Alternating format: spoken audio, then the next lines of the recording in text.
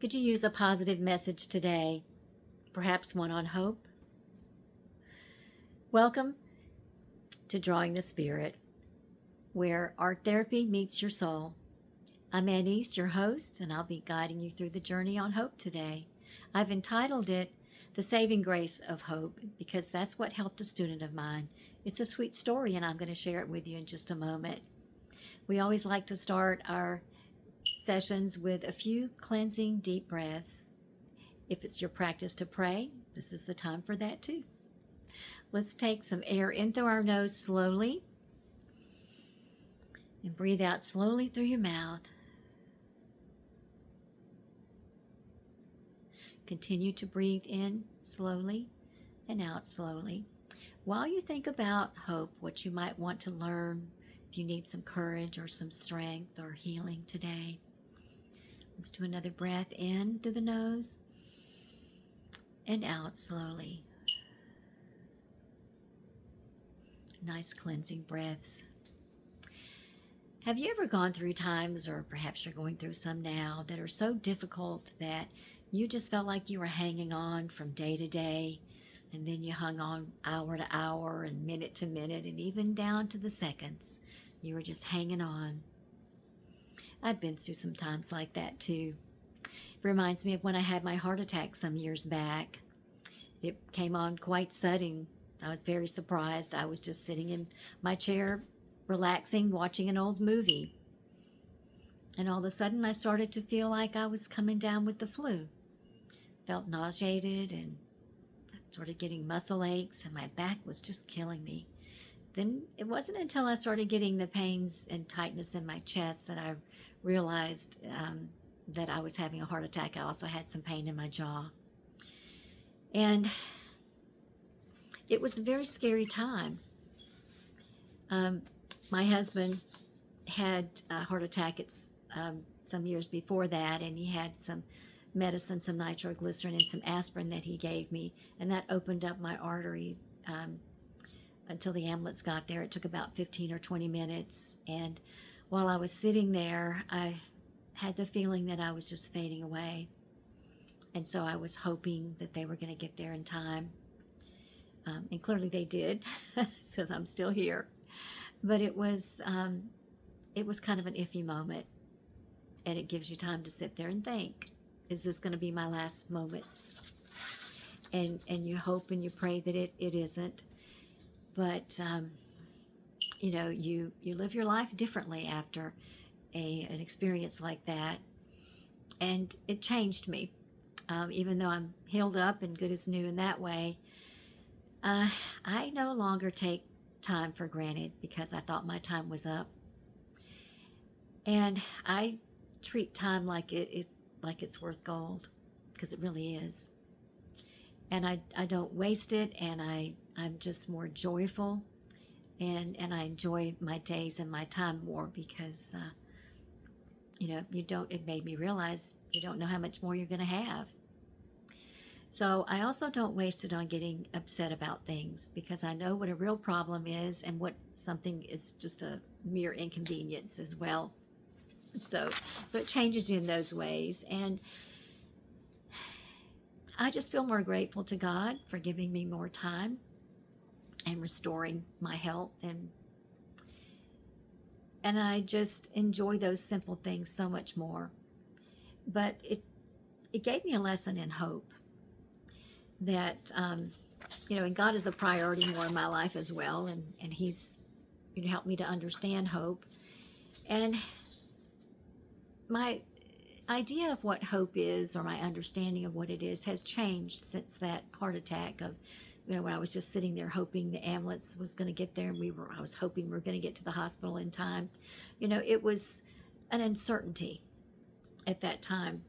But when we think about the word hope in English, it's a little different when you read it in the scriptures. And we have to remember that the Bible was not written in English. It was written in another language. So I like to look up words in the scriptures in the Hebrew dictionary, because the meaning is a little more correct and defining. I looked up the definition of hope. The actual word is tikva, And the meaning signifies a strong, expectant trust in the future rather than just a mere wish that, we kind of use, like we use the word hope, like I hope the weather gets better today, or I hope the traffic's, not too bad on the freeway. So it's kind of a wishful thinking that we use that word a lot, but in Hebrew, it's also derived from the word, and this was really, really insightful as well. The word kava is where the word hope was derived from, and it means to wait or bind together, and it's represented by a cord or a rope or a lifeline that secures a person during difficult times. And the definition's more meaningful, but I love the visual of the lifeline, that you have that lifeline to hold on to when you're hoping, and it connects you to the future. So that to me is just a wonderful way to think about it. That when you have hope in real life, it's more than just a wish or desire, which is a little iffy, about with something that may or may not happen. But when you think about hope, that is a promise of God that things will be restored, and that it is connected to trust His word. And there is a comforting verse which I like. Jeremiah chapter 29 verse 11 says, "For I know the plans I have for you, declares the Lord, plans to prosper you and not to harm you, plans to give you hope and a future." And it helps to understand what was happening at this time when God gave this to Jeremiah. At this time, the people of Israel were living in Babylonian exile. Their city, Jerusalem, had been destroyed. Their homes had been destroyed. Family members had been killed. Their temple, which was so important to them, had been destroyed. And so everything that they had and everything that they had known was completely gone.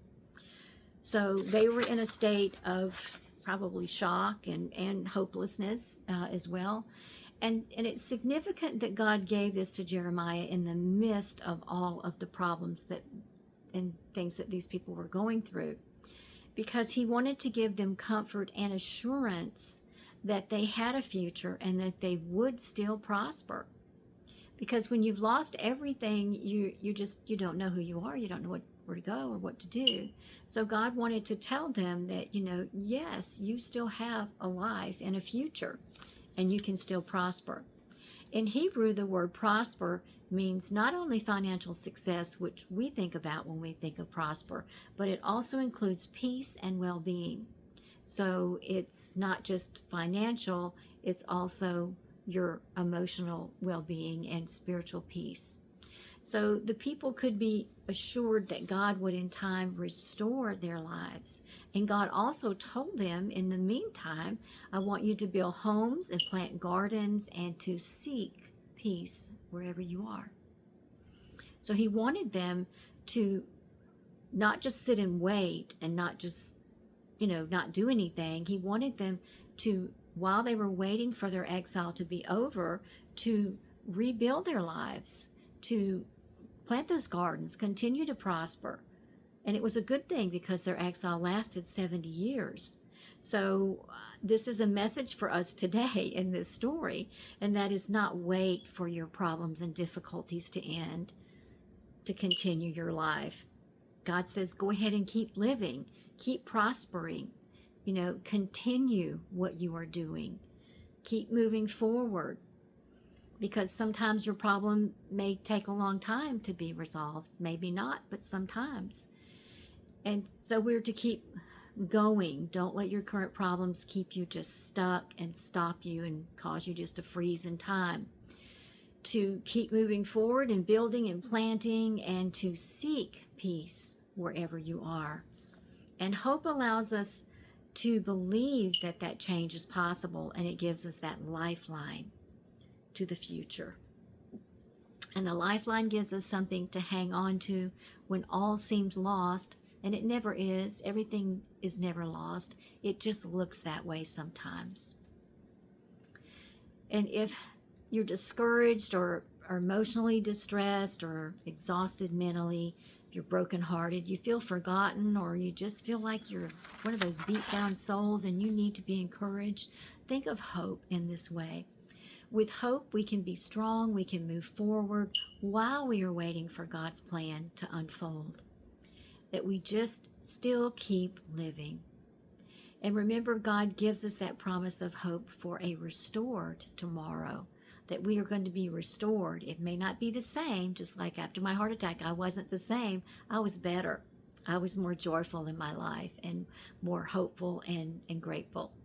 So it was not something I want to repeat, but it still had a good outcome. And most important, remember that your current situation is not your future. It can be changed, and it will be. So don't quit and don't give up in the midst of your problems or any issues that you have.